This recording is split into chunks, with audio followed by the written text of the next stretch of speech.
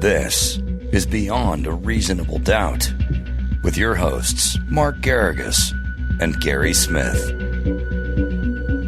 Wow, quite a day today. I mean, let me just read you some of the headlines.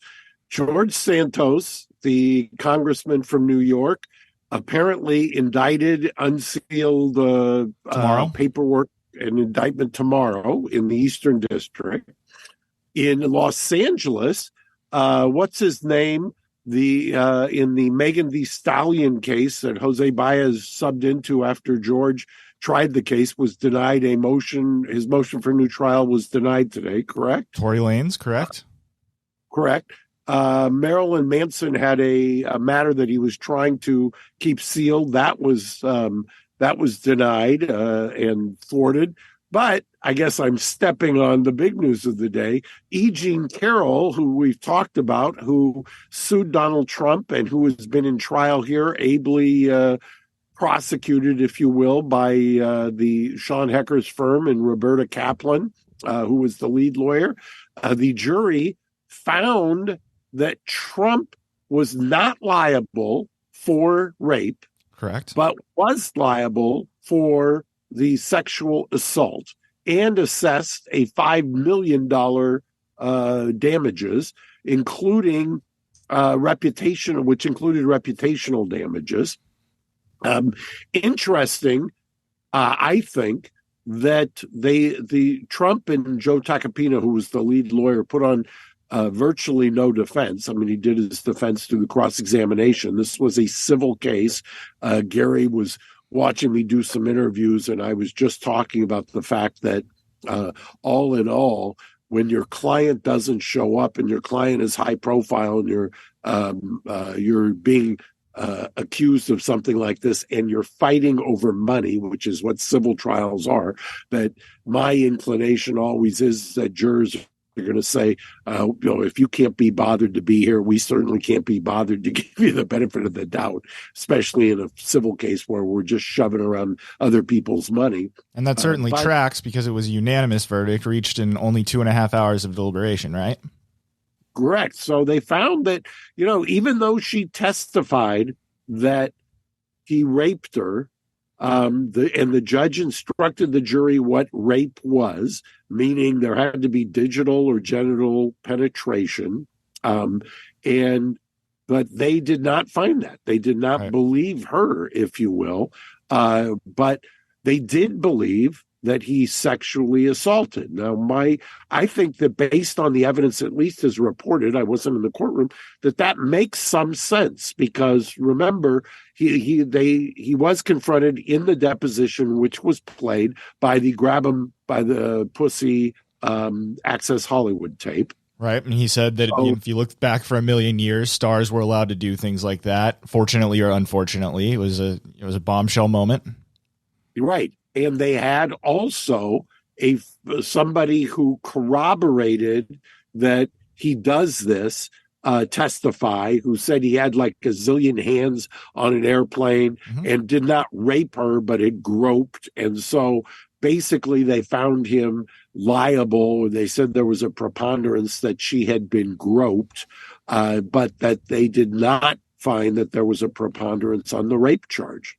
And they broke down the awards as $3 million for defamation and $2 million for battery. I think it was broken down even a little bit more than that, but those are kind of the headline numbers that people are running with at the moment.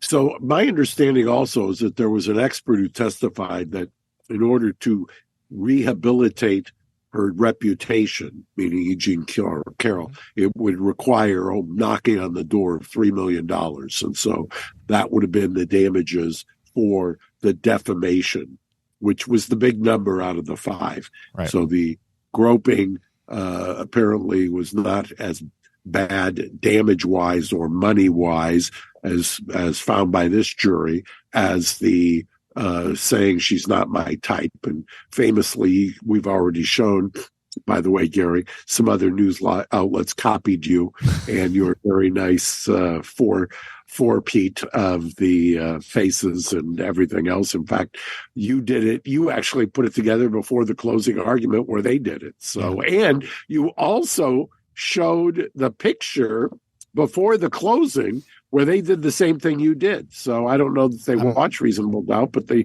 certainly had somebody as skilled on their jury team and AV team as you are. Well, I'm flattered, and if you want to get in touch with the original artist, feel free. Mark can give you my email. What's your reaction, by the way? I was surprised it was unanimous and so quick, but I'm not necessarily surprised at the outcome. It has always made sense to me what you said, that especially with a group of New Yorkers, that it's disrespectful to not be able to at least come in even at the very tail end and give some of your time when these people have been subjected to giving so much of theirs. There's, just not a lot to refute it aside from you don't have a specific date, which they tried. And, the judge wasn't necessarily friendly to Takapina. And so I'm not surprised to see that they just wanted this to be over. They all agreed that F this, this is not, we're not going to give you the benefit of the doubt, and there's an expert over there who's kind of saying the numbers, and why not just follow that and let's get out of here. We'll be home by dinner. It's interesting to me, though, that it is being reported. I always like to see how people report it afterwards. Obviously, but there was a large contingent who's trumpeting it, $5 million, pun intended, trumpeting it, and saying, it was a disaster. And there's also, I've seen another contingent who are saying, what are you talking about? He didn't even show up. He phoned it in, basically. I've seen that comment, and they still didn't find him liable on the rape. Then I've heard a lot of pundits making rather, jokes about why that was, but I won't go there. This is we try to avoid that kind of thing. But I was a little surprised by and I'm not, when I say surprised, I think the jurors oftentimes get it right, especially if you get a decent trial. And I had a mentor early on in my career who used to have the 80-20 rule. So 80% of the time they get it right. That sounds about right. But yes, I guess it was somewhat surprising that they left off the rape thing. That was not something I necessarily expected, but like you said, 80-20, maybe they did get it right, given that there was a little bit of vagueness on the side of the accuser. So, who knows? But it's funny, you listed off all of the crazy things going on in the world today. You missed two, at least two from my list, and you had one on your list that I didn't have on mine, which was Marilyn Manson. I wasn't that. Yeah. What did you have on your list that we didn't hit? So we didn't hit Lori Vallow, who it came out today that's all done and she's not going to testify. And then surprisingly, the judge has allowed the verdict to be live streamed after nothing's been allowed out of the courtroom besides reporters. That one surprised me. And then there's, from the world of sports, there's Matt Ariza, who was the former San Diego State punter who was deemed the punt god and went to the Bills, and he was accused of a violent gang rape. And it has now come out that the investigation by law enforcement has determined that he left the scene of the rape over an hour before it could have occurred. So, this gentleman who lost his livelihood, who knows if he will now be vindicated. It's a short memory in the NFL, and sometimes they don't want any headaches, as you know.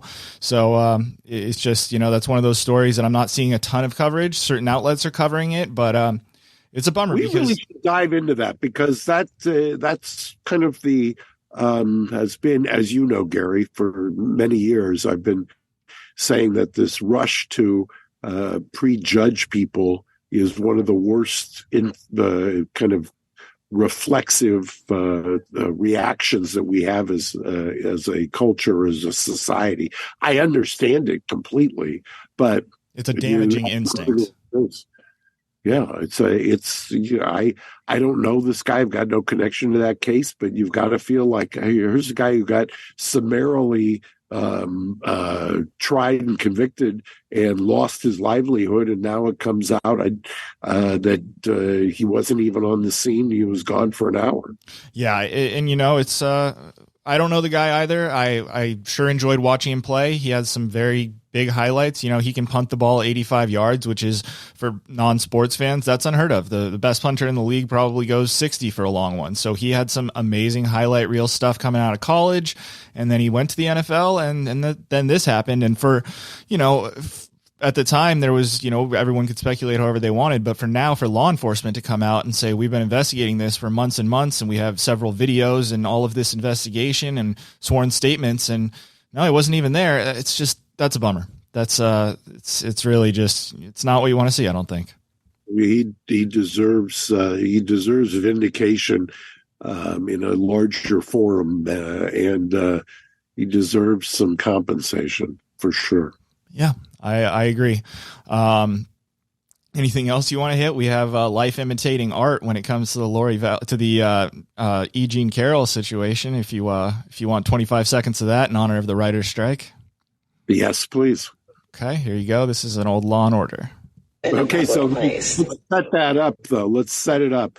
One of the things that may have convinced this jury, it was people who watched. In fact, there was one lawyer, and I apologize to him because I know who he is, and I'm having a senior moment, who was a trial lawyer who was writing.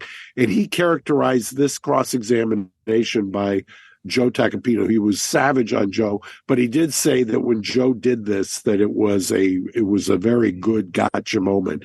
And what it was that E. Jean Carroll had claimed that the rape had occurred at Bergdorf's, and then Joe had come out and said, "Really, don't you watch Law and Order?" And she admitted she was an avid fan. And here, now play. In a public place. Yes, there was one, a bit plain, and it was not her fantasy, it was mine. Okay. Yeah. Role play took place in the dressing room of Bergdorf's. While she was trying on lingerie, I would burst in. Oh. Yeah, she claimed she had never seen it. That may have been a bridge too far for the jurors. It'll be interesting to see if any of them come out and say that. Yeah, absolutely. Well, Mark, I know you have another media hit to do here, so I don't want to keep you too long unless there's anything else you'd like to cover. No, we're gonna save some of this for Friday. I mean, there's so much going on that we can do an hour on Friday or Sunday. We had quite a bit on Sunday, and we'll have quite a bit on next Sunday and Friday as well. Absolutely. Thanks, I look forward to it. Thanks, Mark. Appreciate your time. Bye-bye. Thanks for listening to Reasonable Doubt. Subscribe on YouTube at youtube.com/Reasonable Doubt Podcast.